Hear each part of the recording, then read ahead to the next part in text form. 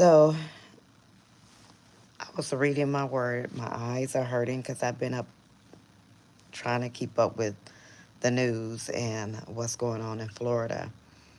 But I came here to pick up my book. And how I read the word, unless I am commissioned to go to look for something specifically, I open up my book, and wherever it opens up, I I start to read because it's something I'm supposed to see there. So I have a study Bible, and I'm going to read to you. And after seeing all of the videos tonight and people encouraging one another to leave Florida or come stay with them or um, just be with family or be with friends and people taking others in. Um, that was big. It was big, and I've always said, when you on social media, people get in their egos and they talk about I don't need friends and I don't, I don't, I don't need nobody. And just a little background about me. I've done a good bit of network marketing, and what I found in network marketing, we need people. People need people. Money didn't come from the banks; it came from other people. And it's here in scripture. And I'm going to share a little bit with you. I'm going to read what I came upon. And um, let me see if I can. Oh, I can't put my flashlight on. I was trying to put my flashlight on, but I'll go ahead and read as much as I can. Um, I'll read as much as I can with my eyes. So, So what does this mean? So I'll start from the top. It said it is in Genesis 2:18, it is not good for the man to be alone. And from that time forward, there is a recognition that part of what it means to be fully human is to be in relationship with other people. Okay? This is in Genesis 2:18. So this is from the beginning. And what does this mean for us today? As believers, we are called not only to God, but to one another in love, unity, and service. Relating to other Christians is a command, not an option. In particular, this means making a special effort to reach out to those who are different than we are. Friendships with those who are like us um, is much easier and it is certainly more comfortable. But we are to have friendship, not just friendly feelings, with people across social status, ethnic, and gender boundaries, rooted in God's grace toward us all.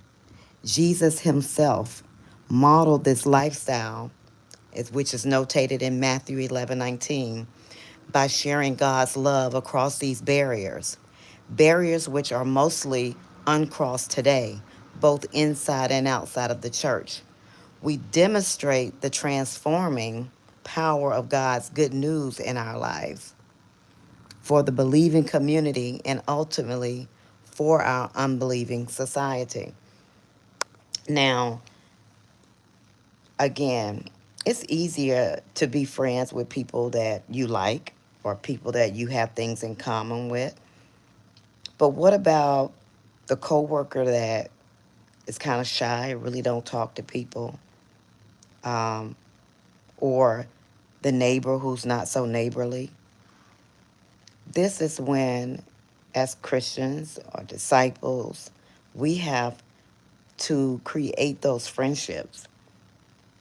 And it's so important, especially in these days. You can't do life alone. They may not share your common interests or I don't know, it's just when I picked this up tonight and considering what I've been watching on social media, it it spoke volumes to me. Like, and I've always said that I've never been one of those that feel like I didn't need anybody. We all have our boundaries. This is not saying that you can't have boundaries. However, we weren't put here just to be by ourselves.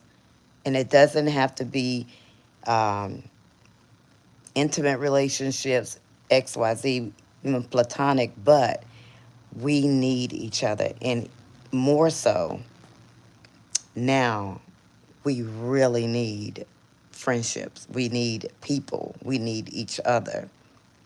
And so, um, go back. I don't know what verse that is about love thy neighbor as you love thyself.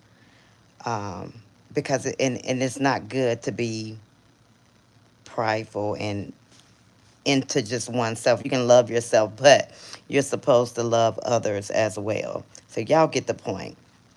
I came across this, and I had been meaning to get on my YouTube to talk, and this was what God put in my spirit that I needed to share. So when you get into your head or your ego thinking you don't need anybody, yeah, you do. You do. And when you find yourself in a situation, um, you may be the only child. You may be, like myself, an empty nester. And family or those that you know are probably not always going to be there for you. Get to know your neighbors, your next door neighbors. Get to know the person that you go get your coffee in the morning. We really need to pull together as a country and as a people. So I hope this helps someone, and we are all praying for Florida. And honestly, I think we have prayed so much, and if I heard right, hopefully the eye of the storm has collapsed. I don't think I've ever heard that. But tonight, I think that's what's happening.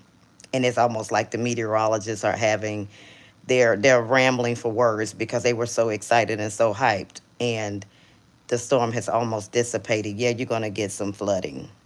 But I think for the most part, what we thought was really the end is probably not the end. Maybe God is continuing to give us some grace to see how we all pull together. So, um, when you wake up in the morning and you start your day, say your prayers. And as you go out, pray for those lost souls, but be a friend to someone. All right. Y'all have a good evening. Bye now.